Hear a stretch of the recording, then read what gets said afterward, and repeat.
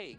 And so for the first time, not only are we seeing them have pain inflicted on them, not by people who are stealing from them or who are committing crimes, but people who have figured out their game and learned how to exploit it by doing what they should do, which is be studying it, but they're also getting dragged out into the sunlight. So for the first time, we're talking about people like Melvin Capital and Citadel and hedge fund short sellers and understanding what it is that they're doing to this country. And it only happened, Tucker, because the internet, a free internet, when it's free, enables citizens to band together in large enough numbers to challenge these ruling class elites. And that's why we talk so much about the imperative nature of defending the internet from surveillance, defending it from censorship. It is a very powerful weapon in the hands of citizens against ruling class elites, and that's why they're so bent upon seizing it back, controlling it, regulating it, and censoring it.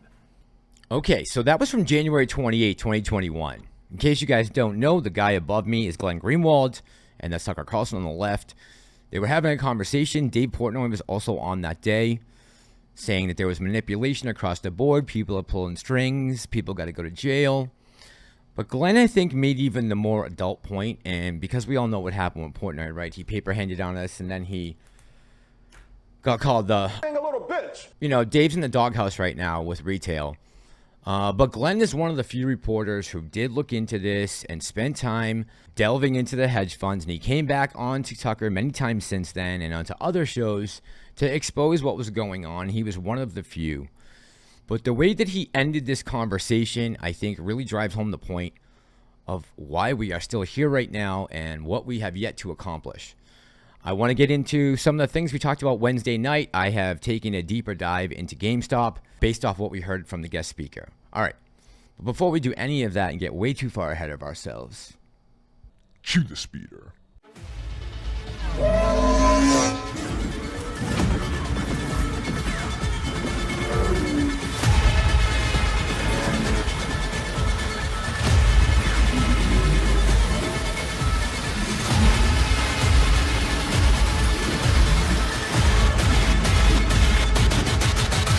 This is the way. Good evening, beautiful people. Guys, what's going on? It is Friday, June 24th, 2022. And taking a quick look at the charts, AMC is going to finish up the week at about 12.5, up 3.5% on the day.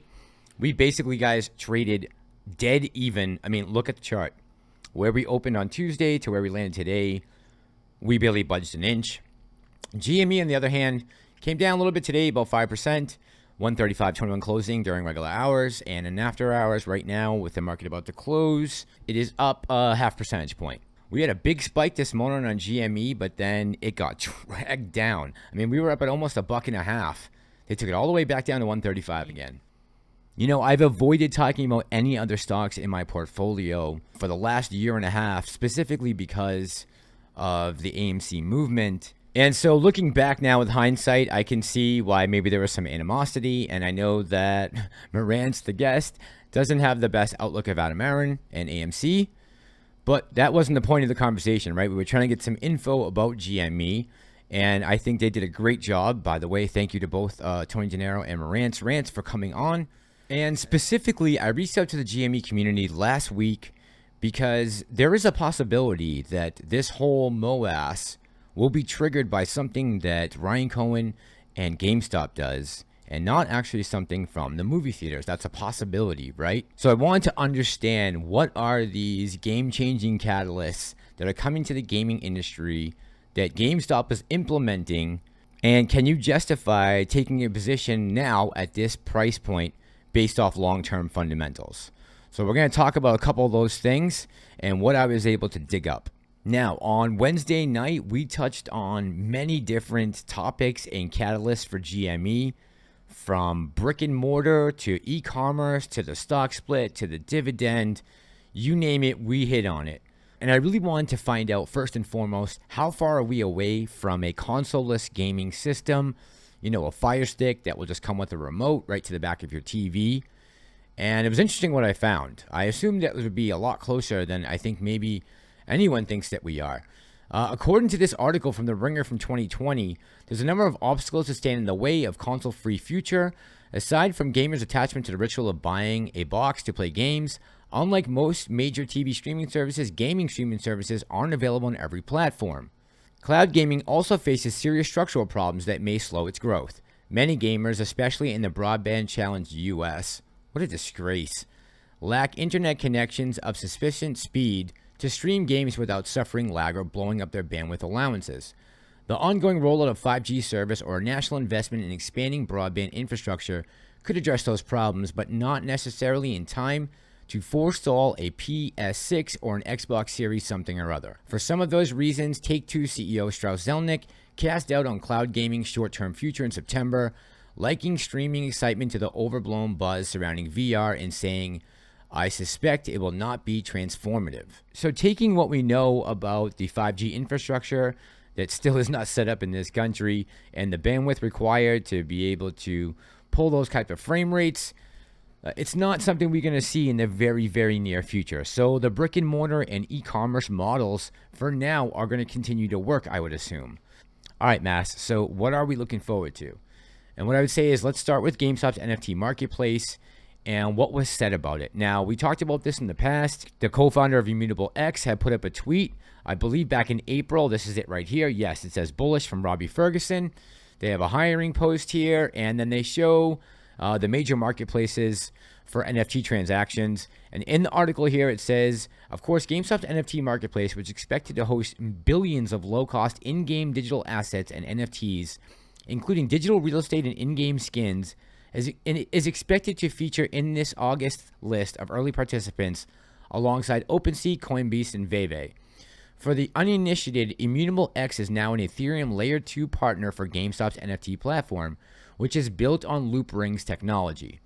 IMMUTABLE claims to be the first Layer 2 on Ethereum that is specifically geared towards NFTs, allowing zero gas fees for trading and minting NFTs in a carbon-neutral environment. IMMUTABLE claims it can process up to 9,000 transactions per second.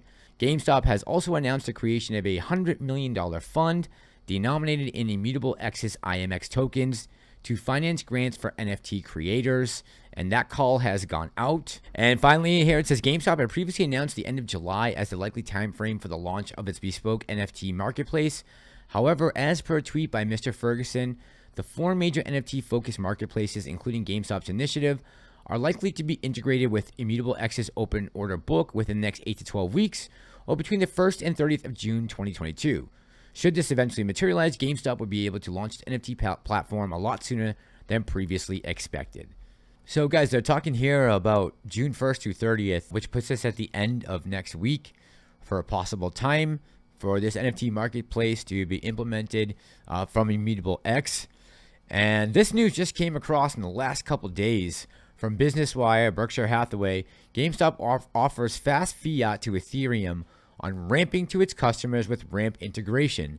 And this is basically trying to make crypto available to everyone. If you don't have a storage wallet, or you don't have Coinbase or BlockFi, they're going to make it easy for you to take fiat money and convert it into Ethereum using ramp integration.